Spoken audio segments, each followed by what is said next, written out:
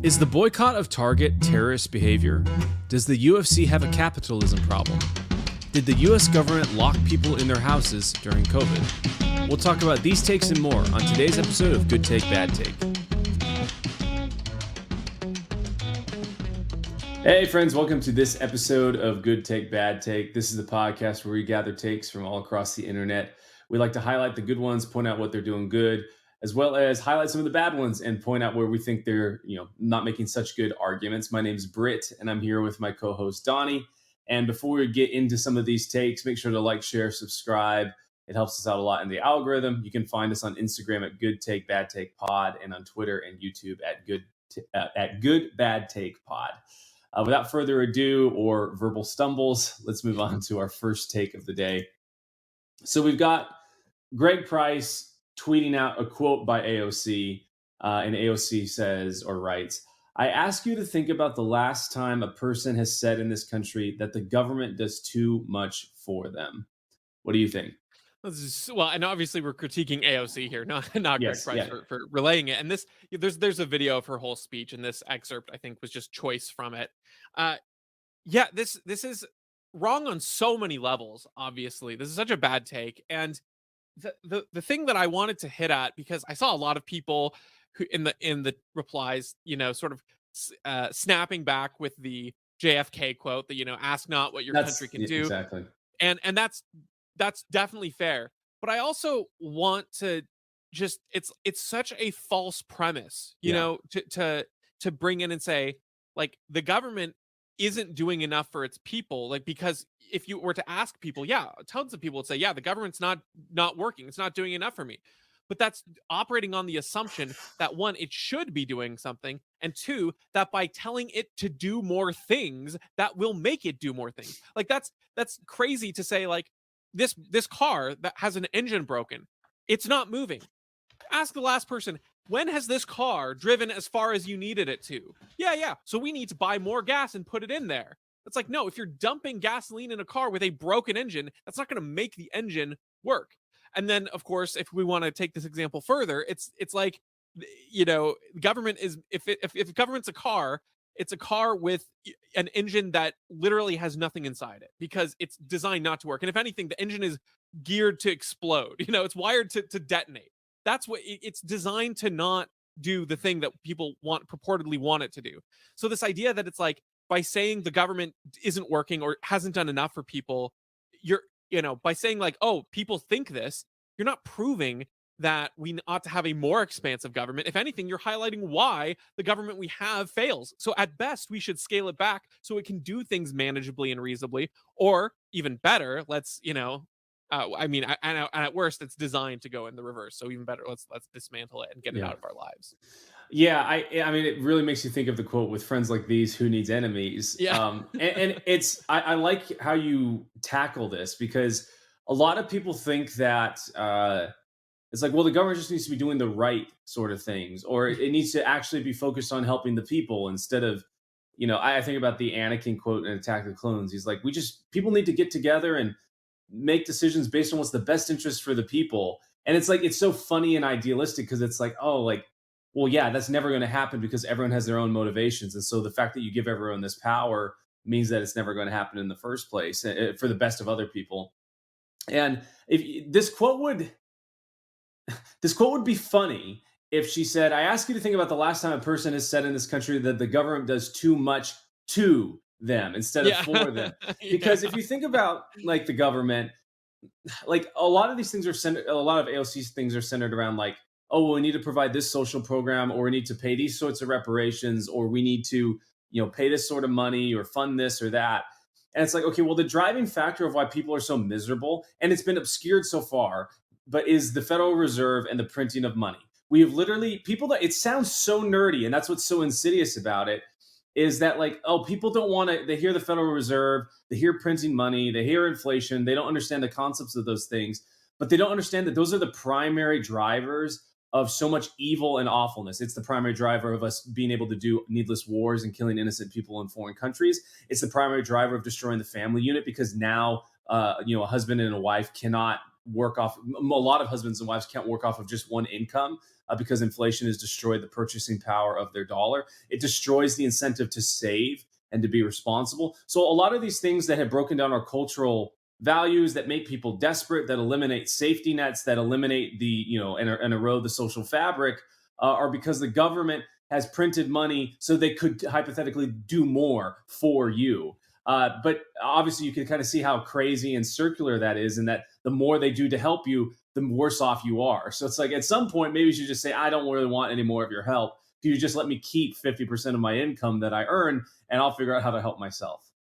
Yeah, I think about it too in the lens of, for me, I think a good thing to look at is state governments or local governments too, because I think you would probably agree with me in that the more local you go, Yeah, the better functioning a government's going to be, not because it's good or because it's designed better, but because the less power you have, the more accountable someone is, even sure. if it's not that accountable, right?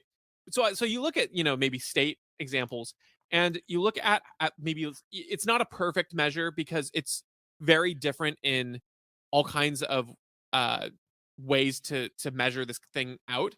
But if you look at like graduation rates and from high school and dollars spent per student in the school systems per state, there is not a correlation between, or there's no real correlation and causation between spending more money and graduation rates. The top 10 states that spend the least have graduation rates that are just as high, if not higher, than some that spend the most. And yet, the way that people think is like, well, that's where our schools are in bad shape because we're not giving enough money. We've been giving so much money in Washington State. We've been giving more money year after year. We've nearly doubled it in the last decade of how much per student we're spending. It's half And the budget. right, and there's no, it's not been half the budget worth of results. But Yeah. that's oftentimes the end goal of people, because like I was looking, a lot of the uh unconstitutional capital gains excise tax, quote unquote. Um, this tax that's been collected is going to like early childhood education and things like that. And a lot of people have been scared, they've been overpaying, and so it's had more of a surplus in revenue than they expected. And I've seen people say things like, wow, look at all this money that is going to these services, that's so great. Like that's the end goal. It's like that's, you shouldn't be celebrating that more money is going to the system. You should be celebrating if, wow, it's doing so much better, and then you can point to the increased funds. But that's just not a correlation and really a path that they can track, because not even the correlation makes sense there. So people keep thinking like, we just need to put more money in. The schools aren't doing enough. The government's not doing enough. Just keep dumping money into it, and then it will work. And that's just not how how reality is shaping at all. Yeah, it's one of my a mentor of mine in business had a saying that if you can solve it with more time or more money, it's not actually a problem. The real problems are ones that like require you to think through it, actually have to inspire people to move towards a goal, actually figure out a solution that you can't just throw dollars at, but actually has to be somewhat have some ingenuity to it and things like that. And if the if the government saying, well, we just need more money, then it really isn't a problem in the first place, because like someone else will fund it if it's necessary to be funded, right? If it's a big enough problem to enough people, they will figure out how to fund it. And so yeah, the end goal of like, well, we funded whatever it was, the we talked about it on here, the taxation on individual electronic devices. Oh yeah, uh, yeah. and it's like, oh, we're going to fund it, $20 million or something like that, and it's going to provide it. It's like, I highly doubt any effective internet is going to be given to these rural areas, and if it is, it's going to be not on time, and it's not going to be under budget. Like, it's going to be over budget. My brother always brings up this example whenever we're driving through Seattle. He's like, yeah, they budgeted $1 million per mile of bike lane in Seattle, and they anticipated it take them about a year to put in. And then like at the end of it, it was like 10x the cost per mile, and they'd only done half of it after like 5 years of development or something like that. I don't know the exact numbers, but it was really bad. So Yeah. the government's the only organization, and as cliche as this is, it is so true, that can fail repeatedly after time after time after time, and say, well, the reason we're failing is because you haven't given us more money, so just keep giving us money. In the real world, in the world where actions and consequences exist on the same plane, when someone fails time and time again and proves that they can't actually do the job, you start looking to other organizations or individuals or companies to fulfill your goals. Unfortunately, the government has monopoly on violence, so you're kind of forced to give them money and hope and cross your fingers that they're going to solve it for you at some point. Yeah, I that's exactly right. And just to highlight on that rural, internet thing, they also come in and say, we're going to provide this need for this area and they're going to use it. And that's just not Yeah. been the case. If you look at Yeah. like Louisiana, the people they like put this really expensive government rural program. And I think 90% of the area they covered, people just didn't use it. And they just like, no, we don't want it. We don't need it. Yep. so so Yeah. it's The yeah, best way to indicate if someone needs it is if they're willing to pay for it. exactly. So, Exactly. all right, moving on to our next one. We've got Senator Scott Wiener tweeting out an article, and he's commenting on it. The article reads, right wing agitator says he'll hunt Phoenix LGBTQ supporters and they are not safe. Opinion: the social media driven right wing instigator Ethan Schmidt plans disruptions at Target stores around Phoenix and says LGBTQ supporters are not safe. That was by AZ Central. And Senator Scott Wiener tweets it out saying, Target is removing LGBTQ pride products because of terrorist behavior like this.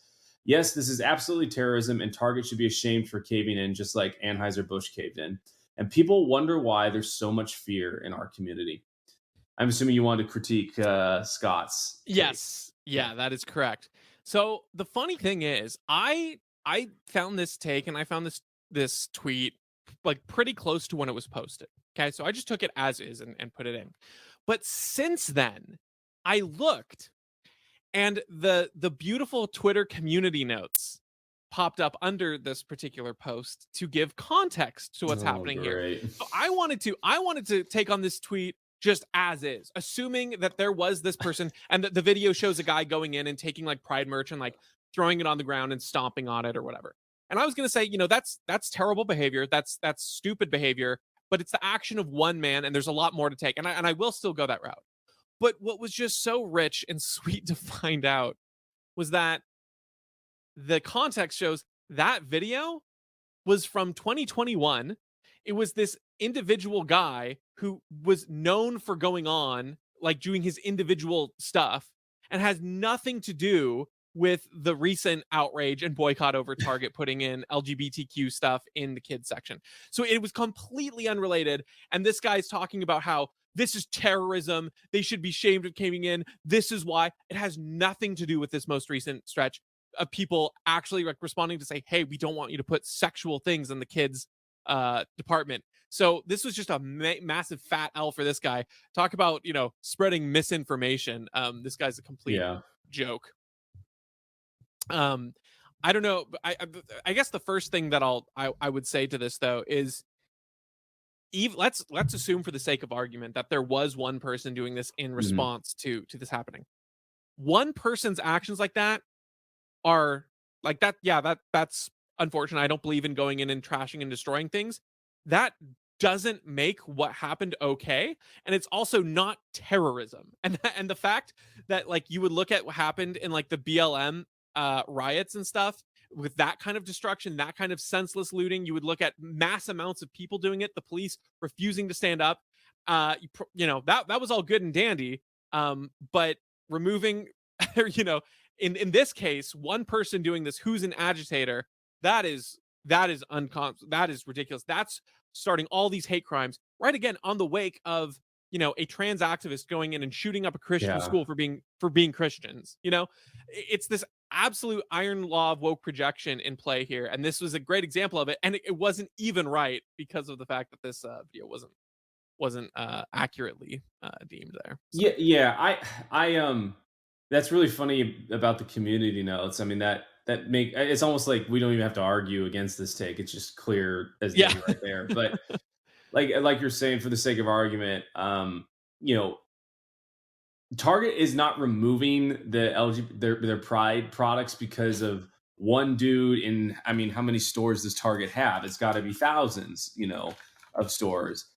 One guy going through a store and they're removing it because a lot of folks are saying like, "Hey, this is kind of icky and awful, and if you keep doing this, I'm not going to buy from you," which is a very peaceful form of voicing your displeasure. And the dollar signs speak, right? So they saw what happened to Anheuser-Busch and Bud Light, and they said, we don't want any part of that, and we're going to try and cut this off, right from the beginning.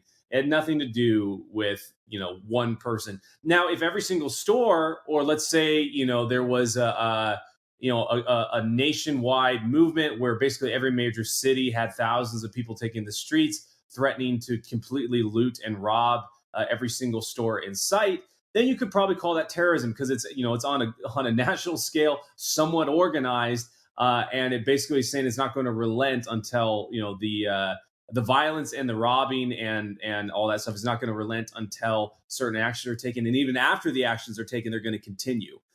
So that's just funny that the same people that are like, yeah, it's kind of like that study that the TSA had on them, which was like, hey, they found 90% or whatever of people trying, of like actual trained people trying to smuggle guns or bombs or anything through TSA. It's like, yeah, you would think too, if they ever caught someone actually smuggling something through in a real world situation, like they would be parading that example down the aisleways and stuff. Instead, they focus on like, oh, we caught someone bringing a bag of weed or whatever through. And so the fact that these guys had to resort to finding a video from 2021 of a dude doing something that is not even related to LGBTQ stuff, or maybe it's proximately related to it, just shows you that they actually have got nothing, right? Like they've actually got nothing. They're digging deep to try and find something. And it's because they don't actually stand on any principle. They cannot actually justify, they cannot actually argue against the arguments of the people that are boycotting Target, which is like, hey, you probably shouldn't be putting this stuff in front of kids. We probably shouldn't be putting this stuff, so far out into the world. Like Target's supposed to be family friendly. People can go and do and buy clothes for, stuff that they would normally be doing. You don't need to be a political activist in any of this stuff. So, yeah, it's just, if there was actual stuff, people, terrorists, all this stuff going after them, there'd be a lot more videos, and they would definitely have it ready and available for us to see. Yeah, and just to clarify, I misspoke. It's 2022. You can literally see it in the Oh, article, which is super funny that he's quoting like that. The evidence is right in front of anyone who wants to look at the date there. But to your earlier point too, obviously this is their removal is a market response, not because of this stupid terrorism, and that's evidence in the fact that they took down the clothing line on their web presence too. They took right. Why would you be afraid of physical violence coming in if if you're going to put it online? If you're taking it down in order to keep stores safe from physical violence, then there's nothing to trash if you don't have the stock in person. So you could keep selling it online.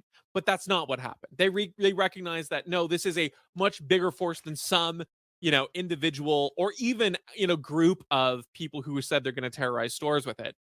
So that's just another indicator that this is full of baloney. And the funny thing too is that and people wonder why they there's so have much fear in our community. Like, Yeah, yeah, it's ridiculous, and like you said, they have to resort to this because they can't argue it in the correct way, and I think that this is also proven in the fact that they, this tactic of boycotting stores is how the free market should work, and it's not like this is a foreign concept even to the controlling left who have wanted like boycotts on Chick-fil-A for forever, right? And now ironically the conservatives might be boycotting yes, Chick-fil-A because of their diversity, equity, and inclusion officer hire. But yeah, like it's just very funny that they've called for this for a long time for Chick-fil-A. They've called for it for obviously, they've gone to more punitive lengths as well with things like trying to force people who don't believe in certain things to create products for them, like with flower shops or wedding cakes or whatever. But they will try this tactic, and then the moment it gets put back on them, where it's like, hey, we also don't want to. Let's not shop here. Not you know let's shut down the stores. Let's make a law against this. It's like let's all not shop there, and then they're like, crap. Let's find anything we can, and then say it's violent terrorism and it's striking fear in the hearts of the community, because that's not what's happening. no. But they can't actually provide a good reason why a boycott doesn't make sense, because their arguments don't work. All right, let's move to the next one. We've got an article by Jacob Devitz. Can't remember where the publication was from, but the headline reads: "The UFC doesn't have an integrity problem; it has a capitalism problem."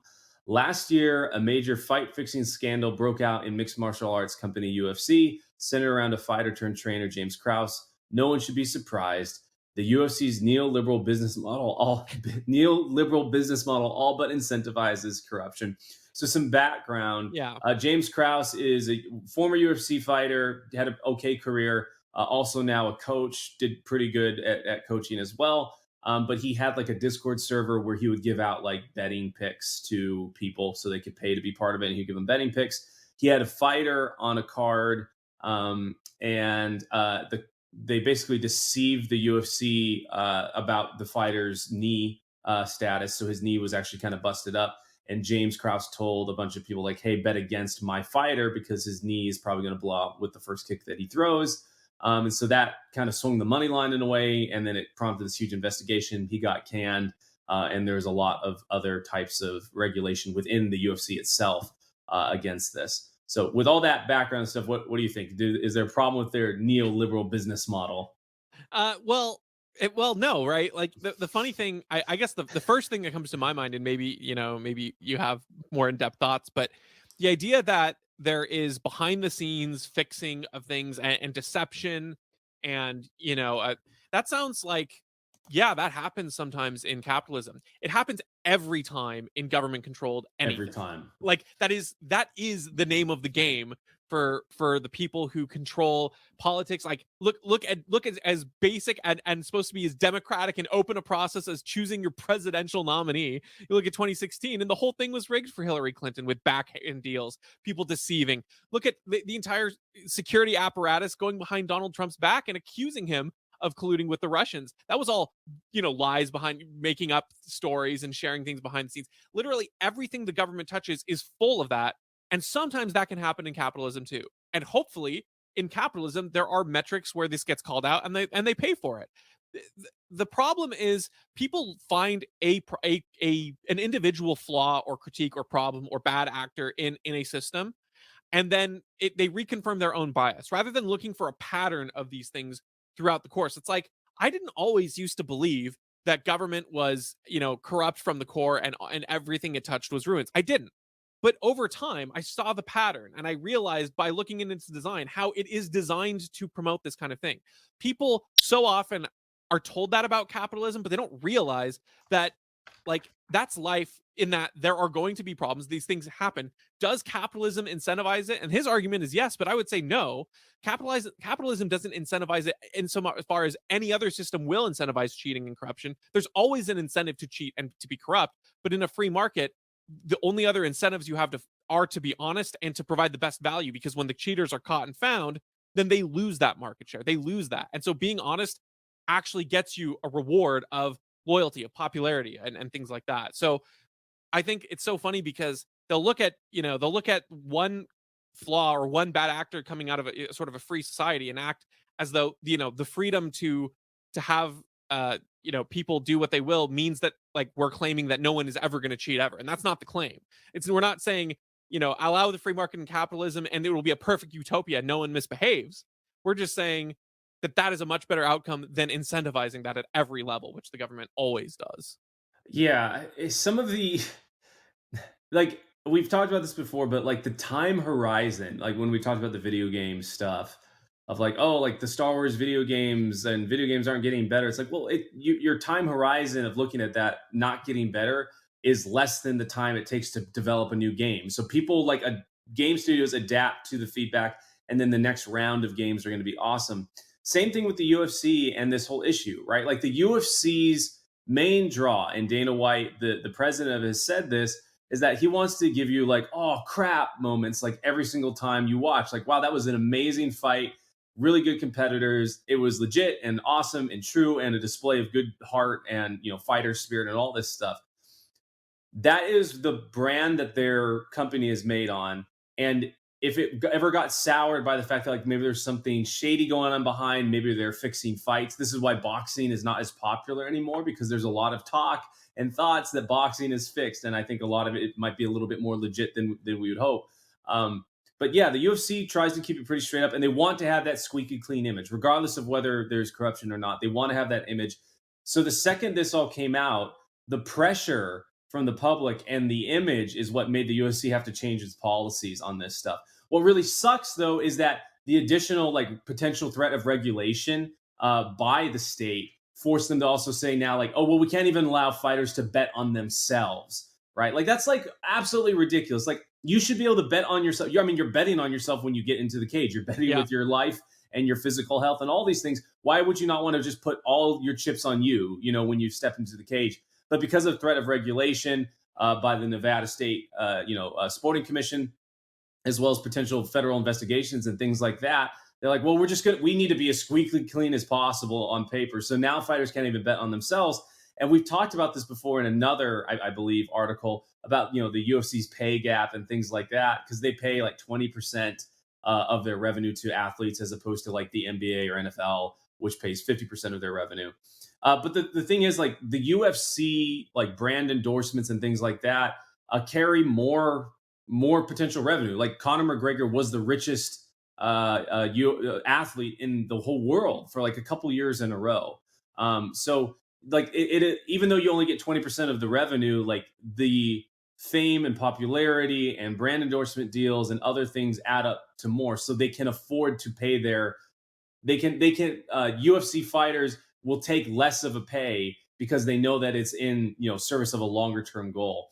And so, like, all of these things and complex motivations and incentives and human action all work together to eventually clear out the bad stuff that is in an organization. You cannot say that corruption is naturally cleared out in a government organization. It usually just stays there. And it's not like it stays there for like 5 years or 10 years or something like that. In the case of like J. Edgar Hoover, it stays there for 50 years. Like, it stays around for a long time.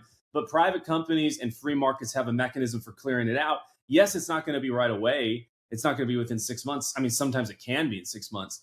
But in general, if you can pivot an organization and change the culture of an organization in 5 years, that is insanely fast. Most CEOs and executives think in 10-year time spans for changing. And it's like, hey, we're moving from one sort of like ERP system to another, and we're trying to have a different set of values. It's not like eliminating widespread corruption. So I just think a lot of these leftists and people that have issues, like, because it doesn't happen now, it means it doesn't work. It's like, well, no, you kind of got to like see where it's going. Your time horizon needs to change. Yeah, I was gonna the only other thing I would add is, like, when you look at government, as sort of the comparison point here, because really, Mm. if you're talking about removing a neoliberal, quote unquote, capitalist structure to something, what you are replacing it with, by definition, is more government intervention. That means government Yeah. rules. That means government involvement. You have to now account for all of the ways in which those rules are going to be set up. People on the inside there are going to be set up to profit for themselves or for their friends. And the track record of governments also sucks. Like, yeah, there are bad people behind the scenes of some businesses. The bigger they are, usually, when there's more regulatory involvement and things like that. But, like, you also look and it's like, okay, so the mechanisms to oust a corrupt bad actor when guilt has been found in both cases, let's assume for the sake of argument that there's an equal amount of ability to unveil guilt in corruption in both a government kind of regulatory sphere and a capitalist free market sphere. Okay, let's assume. I don't think that's true. I think there's so much more political deals, blackmail stuff to keep things hidden behind the scenes in a government institution. But let's, for the sake of argument, say it's equal. So you find out there's corruption going on in the free market, like this UFC example. The incentive is get rid of the corruption immediately so that you can take away from the blowback, because when the fault has been revealed, you already basically have had all the loss that you're going to have unless you Yeah. keep hanging on. The longer you hold on to that, the more you're going to bleed. Mm. In the government, it becomes a game. If it's a partisan position, it's like, we can't let our guy out, right? So it does happen, right? Like in Texas, just recently, I think it was the attorney general, if I'm not mistaken, just got ousted for corruption. And but that was also easy because he was a Republican, and Texas is a pretty Republican state. If you're talking about like a 50-50 purple state, the party whose guy is corrupt is going to fight tooth and nail, because that's a really bad political loss for them, and they don't want to admit that there was And they'll actual circle the corruption. wagons and everything. Exactly. Okay, so there's that incentive. If it's like a bureaucratic solution, and even sometimes with politicians, sometimes they'll get rid of them in name only, and they'll stay on the payroll, and they still get taxpayer funds, and so there's no real incentive to not do those things, because it's like, worst case scenario, well, I get covered for life for a lifetime salary in my retirement. I just don't have as nice of a luxury life as I would otherwise. And then it's like this happens at the top levels. I mean, you look at like what was his name? I think it was like Dennis Hastert or whatever. It's like that guy wasn't. I don't think he was outed. He was the Speaker of the House of the United States, like one of the most powerful positions, and he was eventually a convicted felon over it. But there was no. I was gonna say I think for sexual misconduct, yeah.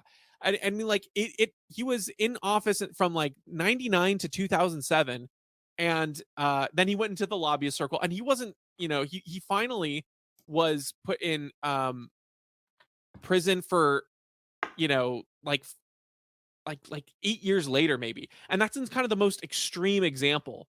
And it's like these kinds of people got to the top, they got in the organization. He went left a cushy lobbyist job after the fact, and only then was he finally canned. When he was in power, when he was in the place where you should be represented the Mm, most, he was doing the most insidious things and wasn't mm, called out on it. So even when people get punished, they rarely get punished at the time of when they can do the most damage, because there's no incentive in that moment to lose all that power. If someone on your team, quote unquote, is doing something bad, it's so much better for your own career and your party's career to look the other way. yeah, absolutely. All right, moving on to our next one. We've got Spike Cohen quote retweeting President Biden. President Biden tweeted, "The venom and violence of anti Semitism will not be the story of our time. Today, I'm releasing the most ambitious and comprehensive U.S. government led effort to combat anti Semitism in history. Allow me to lay it out." And it's a video of him laying out whatever it is. And Spike quote retweets this: "I've got a better plan. One, let us own whatever firearms we wish to defend ourselves. Two, stop taking nearly half of our money. And three, leave us alone. I'm not bothered by people who hate me. I'm bothered by people in power trying to rob me and order me around." What do you think of Spike's solution? Spike's take is great. He's absolutely correct. And here's the thing: I'm not going to, pretend that anti-Semitism doesn't exist. It does. It's oftentimes in very weird pockets of the internet with a vocal minority in many cases. But the watching the video, if you find this tweet from Biden, it's so weird because he lays out this like four-step plan in the most vague, non-specific actions involved with this task force thing that's gonna come about and somehow solve anti-Semitism. It's like, Like he was going to solve cancer. right. It's It's so bizarre and non-specific, and so I love Spike's take because he really lays down like the areas where the government is hurting people the most in this, right? Where it's like, number one, if there is a big streak of anti-Semitism, well, let him be able to defend himself, right? Because the most valuable thing you can do for someone who has a charging mob after them is set them up with defense. And the best way you can do that for a group of people is making that group of people allowed to defend themselves, since that's you can't really like gather everyone together and put a big circle the wagons around them without, kind of going full authoritarian dictator mode and not letting them live. At which point, are you any better than their oppressors? So you let people defend themselves, give them the firearms they need to defend themselves. If anti-Semitism is a big threat, then treat it like that, right? Let them defend themselves. And then stop taking half of our money. That's the other really funny thing, right? Is like just to be like, wow, man, it really sucks that you're so picked on in society. Now give me all your money and let's move on. I mean, it's just like a funny thing to think about. If the government was personified, what a weird person they would be, right? Like, wow, even like chanting, wow, we support LGBTQ this June, and then like now give me half your money. It's just like such a weird concept. And then of course, leave us alone is the best one there. That's a great one. So Yeah, I mean, I find like in general the concept of someone stronger wanting to protect someone weaker who is being victimized as an admirable thing at their own expense, right? So right. if we but yeah, for the sake of the argument, let's just say that the government is trying to protect Jews at their own expense and all these things, and it's truly self-sacrificial. It's obviously not. They're volunteering other people to pay for it, as well as other people to figure out how to waste the money and not actually get any results. but that all denies the fact it's like, if it's kind of cute when a 5-year-old kid thinks he can defend, someone from an adult or something like that, right? It's like, no, you're not even capable of doing that. And so, what is Biden saying here, right? It's like, well, are you saying that Jews have not been protected under the same efforts of the law that you've been protecting everyone else from?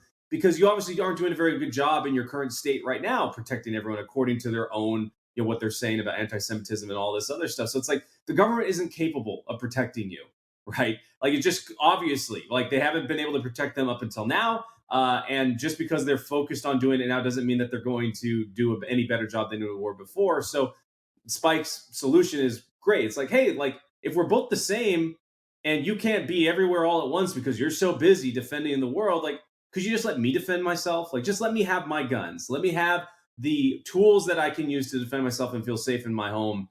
We had I'm on Nextdoor, which is just an awful place to be, but it's also really good to see what's going on in my neighborhood.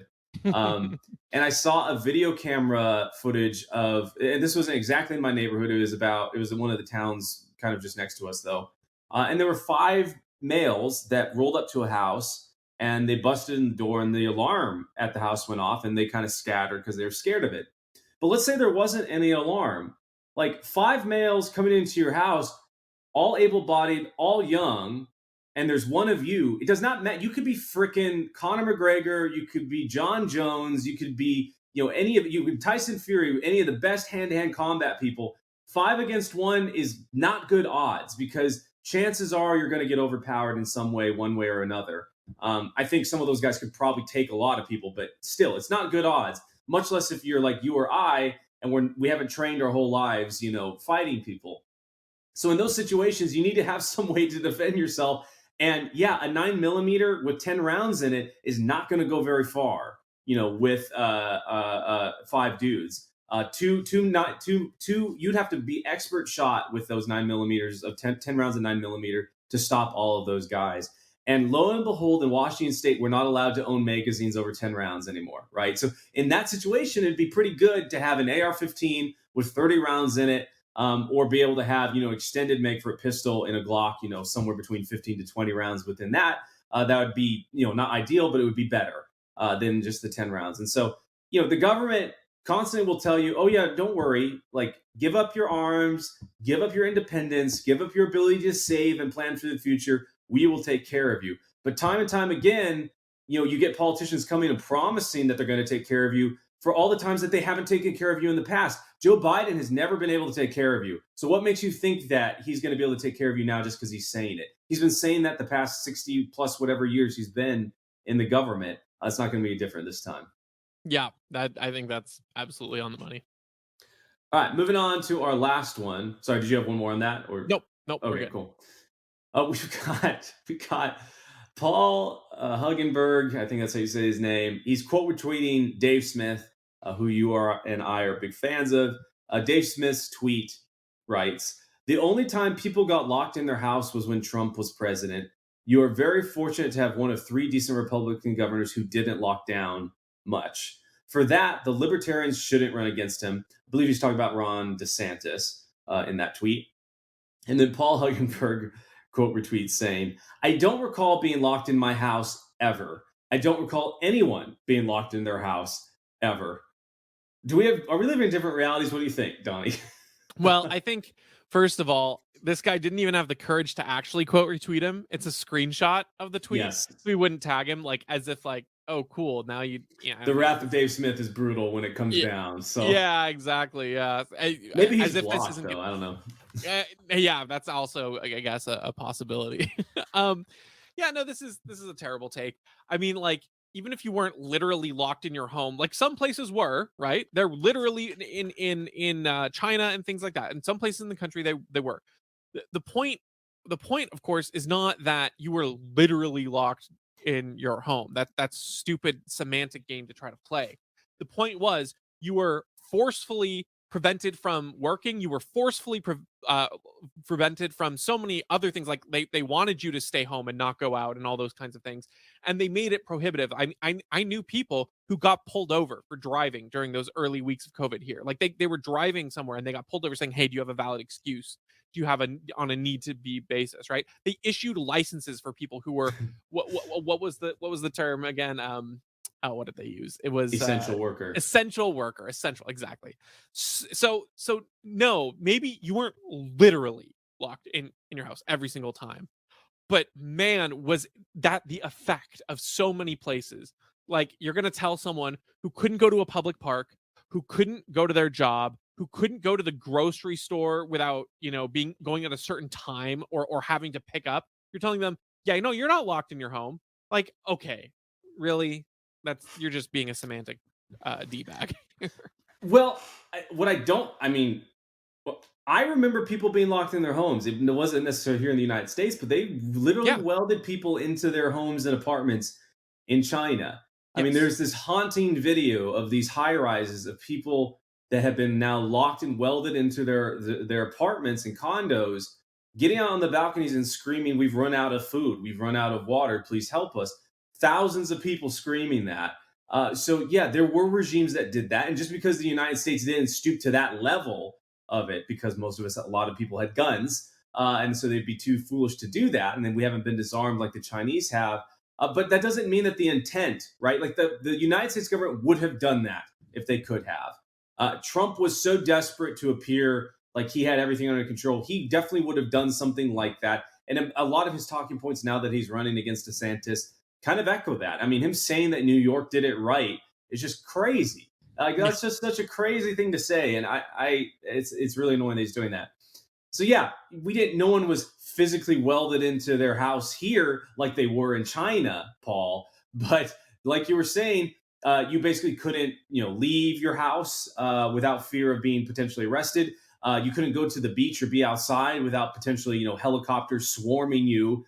There's like those videos of people at the Santa Monica Pier literally paddleboarding out in the middle of the ocean by themselves without a mask on, and they freaking have a helicopter and a Coast Guard boat and cops on the shore all swarming this person to get them in. It's like if that isn't being locked, proverbially being locked down, I don't know what it is. And they literally called it, right? They called it the lockdowns. So yeah, like you didn't have them going door to door, but the whole premise of it was that you would be put into your house and you were not allowed to leave until everyone deemed it safe to do so. It's such a semantic like game, and it's so disingenuous, right? Like it's like he knows exactly what happened. It's not like we lived in two different realities the past 3 years. You were not allowed to go to the store unless you had a valid reason to do so. You were not allowed to go to church at all, even if you had the valid reason of like, I want to practice my religion. I'm okay with whatever cost comes to it.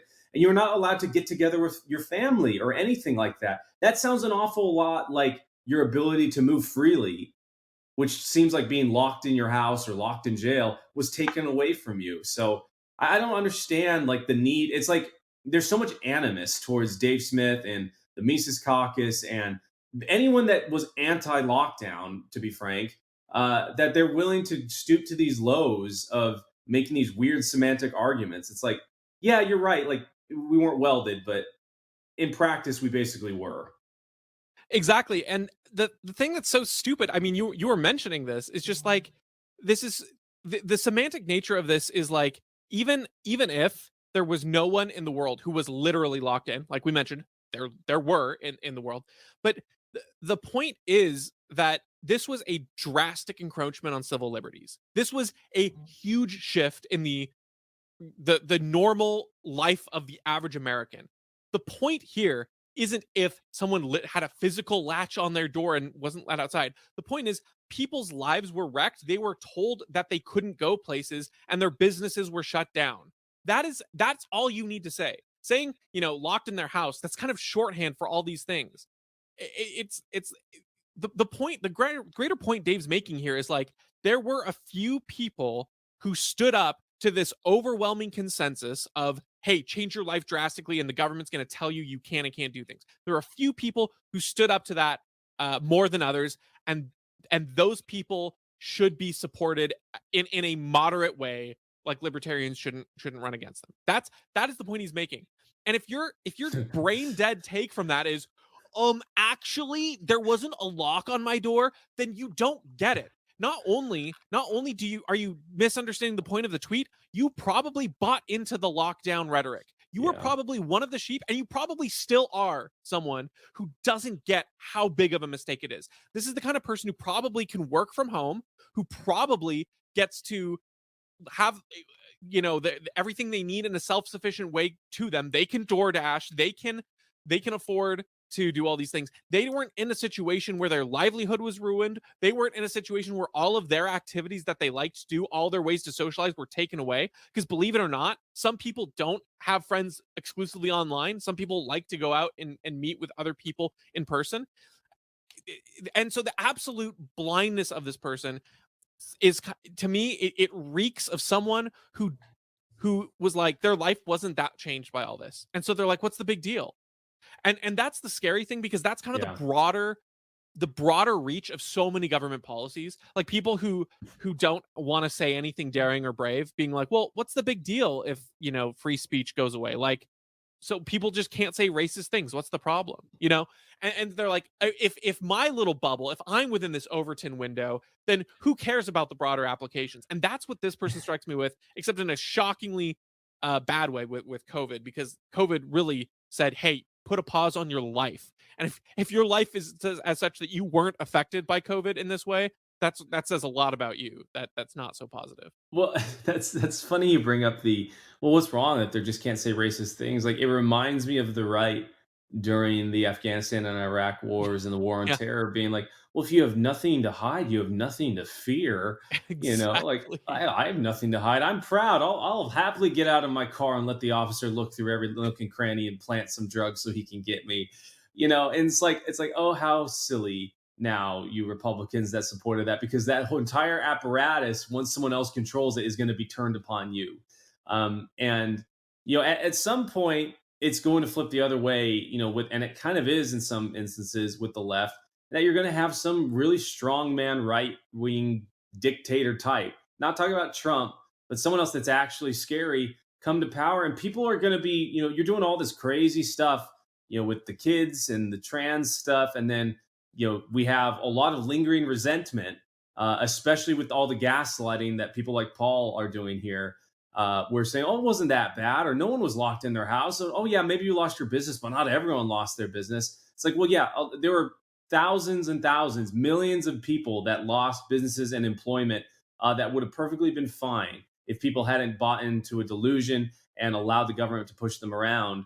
Even states that kind of wanted to but had to bow to political pressure, those people are going to be resentful. And you can only imagine, all the laws that the leftists have put upon us, the apparatus for, destroying free speech and cramping down on people and throwing people in jail needlessly. It's going to get turned around, and it's not going to be good. I do not support that, just as I don't support it going the other way. So everyone would just do better to realize that the incentive of government growing is that there is more misery. And it might not be for you right now, but it definitely will be in the future. Yeah, and just to your point, I think you bring up an excellent point there about this radicalization. I don't think it's going to be limited just to the fringes on the right and the center, because you look at somewhere like liberal Washington State, they implemented a state vaccine mandate. You had to be vaccinated. You had to, publicly give up your health privacy. You had to have this quote unquote vaccination. Otherwise, you got fired. So many people, so many state employees got fired over this. Yeah. And now, 3 years later, the vaccine mandate is lifted because they recognized it didn't do anything. And they And knew at is the there time it didn't do anything either. right, right. And is there any reparations for that? Like, are they getting back pay? No. Are they fast tracked to getting rehired? No. Our governor said those people can apply for the jobs like anyone else. That's what he said about the people that he wrongfully fired for not taking this vaccine. So you think those people are going to go back to just sort of blindly accepting? I don't think so. Like, it's easy when you're, working from home and you have a cushy life and you weren't affected at all by COVID to be like, oh, it wasn't that bad. But when your job was literally lost over nothing, and then you were replaced by a contract hire that was more expensive than you working for the government and didn't need to be vaccinated. The contract hire was not did not require vaccination, and then you are told you're not getting back pay and you can apply back for your old job if you want it, that person is not going to feel the same way, I don't think. And Yeah. maybe, maybe that doesn't translate one to one with a radical right authoritarian, but at best you have disenfranchised that person Yeah. from your perfectly democratic system that you cling to so dearly. Yeah. That's good. Any more on this one? Are you good? I don't think so. Awesome. Well, friends, thanks for hanging out with us. If we have any takes that we said today, or maybe we misinterpreted one that you disagreed with, please let us know. Likewise, we'd love to see any takes that you come across in your social feeds. Yeah, we're going to sign off. Thanks for hanging out.